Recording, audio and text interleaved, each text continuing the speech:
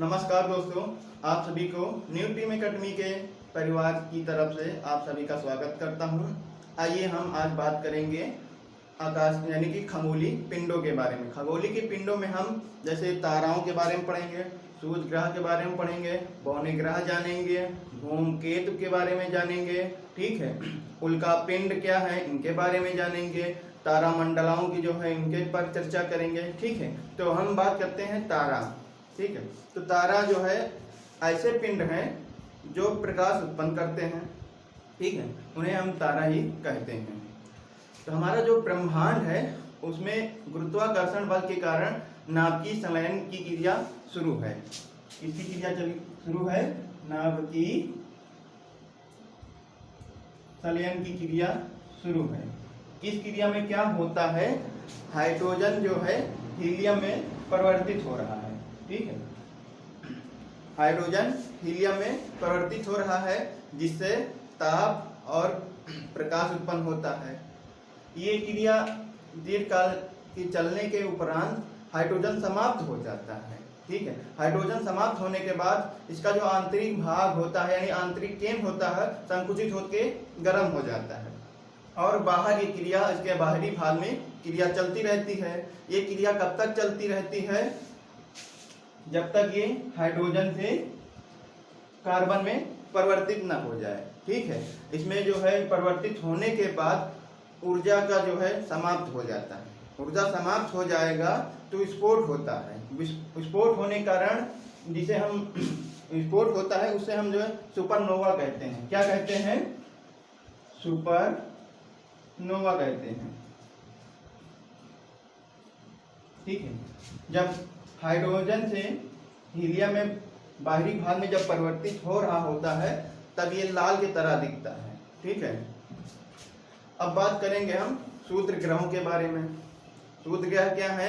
ऐसे आकाशीय मलबे जो मंगल और बृहस्पति के बीच में चक्कर लगा तो रहे हैं, साथ साथ जो है सूर्य का भी चक्कर लगा रहे हैं। यानी कि ये हमने आपको बताया था कि जो मंगल है सूर्य की दूरी के बढ़ते क्रम में जैसे शुरू हो गया है, ये बुध हो गया था, पृथ्वी हो गया था, ठीक है। यानी कि बुध, शुक्र, पृथ्वी, मंगल, बृहस्पति, शनि, अरुण, वरुण हमने आपको बताया था, ठीक है।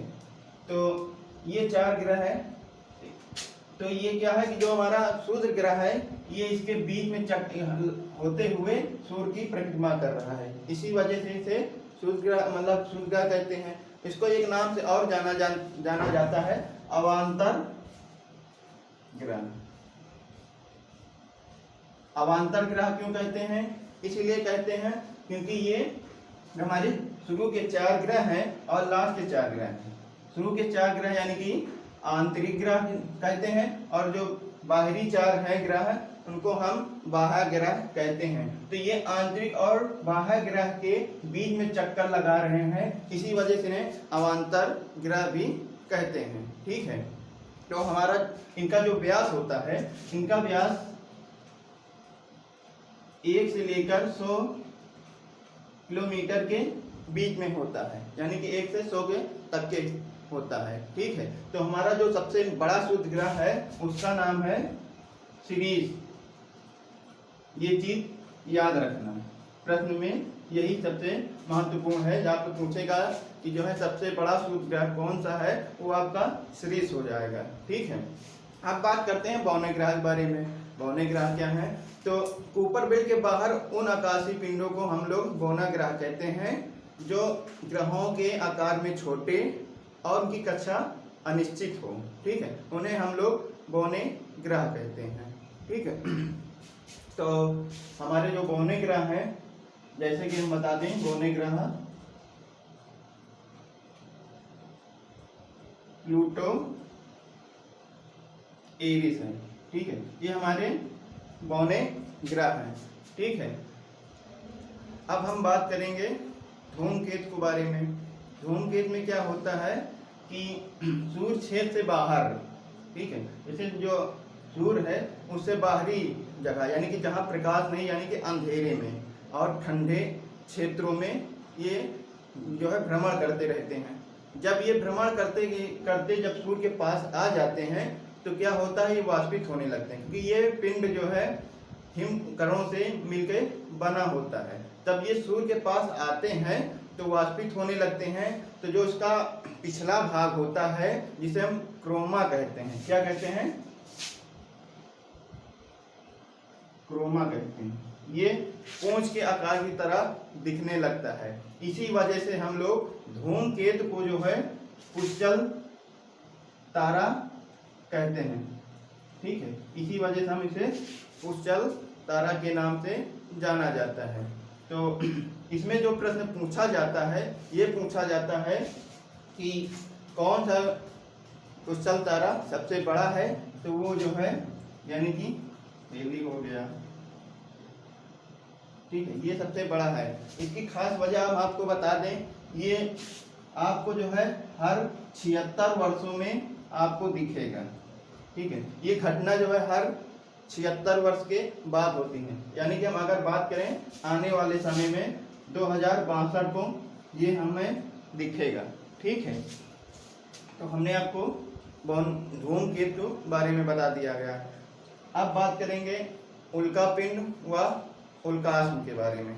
ठीक है, तो उल्कापिंड क्या है?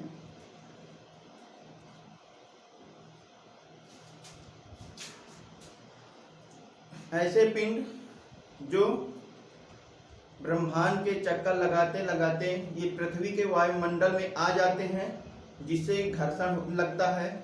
घर्षण की वजह से ये जलकर नष्ट हो जाते हैं, जलकर नष्ट हो जाते हैं, इसलिए इन्हें उल्कापिंड कहा जाता है।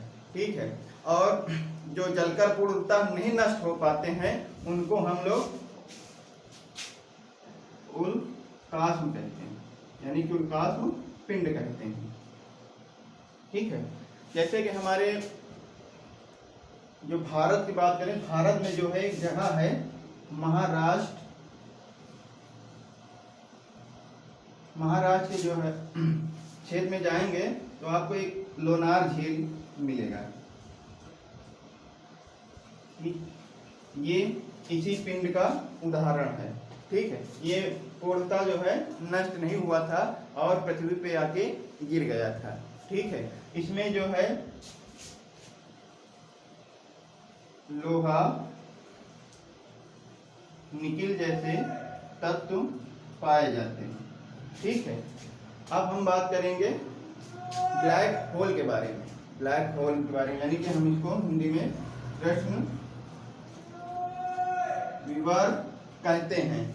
ठीक है, इसमें क्या होता है, जब हमने आपको हम बताए थे, जब हाइड्रोजन जो है हीलियम में परिवर्तित होता है। ठीक है, हीलियम से परिवर्तित होने के बाद ये जो हाइड्रोजन हीलियम में परिवर्तित हो चुका होता है, तो ताराओं का जो द्रव्यमान होता है सूर्य के द्रव्यमान से ये तो बराबर हो जाता है या अधिक हो जाता है। ठीक है, इसी को जो जब बराबर या इससे अधिक हो जाता है तो उसको हम लोग ब्लैक होल कहते हैं। ठीक है, इनके आकर्षण शक्ति इतनी अधिक होती है कि कोई भी पिंड से अगर प्रकाश आता है तो दोबारा वापस नहीं जा पाता है।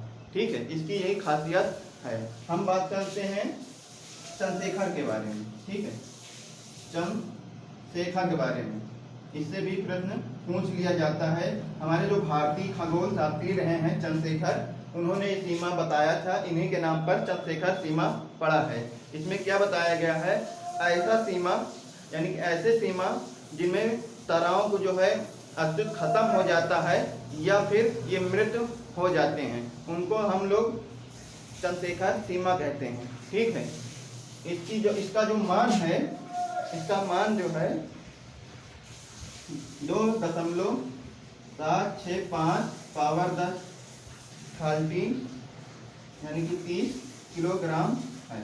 इसका जो सीमा है, यानी इससे इतना, जब इसका इतना किलो भार हो जाएगा यानी वो तारा नहीं रह जाएंगे। ठीक है, तो इसी को यानी कि मृत अवस्था में हो जाते हैं। ठीक है, हमने बताया कैसे ताराओं का निर्माण होता है, विभिन्न प्रकार के यानी कैसे पिंडों का निर्माण होता रहता है और कब ये मृत अवस्था में हो जाते हैं। बात करें तारामंडल के बारे में, तो हमारा सबसे बड़ा तारामंडल है वो है हाइड्रा। ठीक है। हाइड्रा जो है सबसे बड़ा तारामंडल है, ठीक है। अगर जो है तारामंडल की संख्या की बात करें 89 है, ठीक है, 89 है। और इसके अलावा जैसे कि सप्तऋषि हो गया है, स्वान हो गया है, ये सब तारामंडल है, ठीक है। तो हमने आपको ग्रह और खगोलीय पिंड, सौरमंडल, इस सब चीज बारे में बता दिया है। अब हमारा जो नेक्स्ट वीडियो होगा उसमें हम आप लोगों को भारत के भौगोलिक चित्र यानी भौगोलिक स्थिति के बारे में बात करेंगे, ठीक है। तब तक के लिए आप लोग इसको रिवीजन करिए, समझिए। अगर कोई दिक्कत हो आप लोग कमेंट करिए, हम उसका रिप्लाई 24 घंटे के अंदर अवश्य दे देंगे, ठीक है। हमारा टीम जैसे कि न्यू टीम एकेडमी है, न्यू टीम एकेडमी, इसको आप लोग सब्सक्राइब कर लीजिए और शेयर करिए ताकि जो ज़्यादा से ज़्यादा लोग आए और पढ़ें समझें। सभी एग्जामों में आपको कोई दिक्कत नहीं, इसके लिए हम पूर्ण रूप से जो ज्योग्राफी से प्रश्न आते हैं उनको हम पूरा आपको विस्तार से समझा देंगे। आप प्रश्न में बैठें तो आपका कोई भी एक भी प्रश्न छूटने नहीं पाएगा, इसकी हम गारंटी लेते हैं, ठीक है। तो जय हिंद दोस्तों।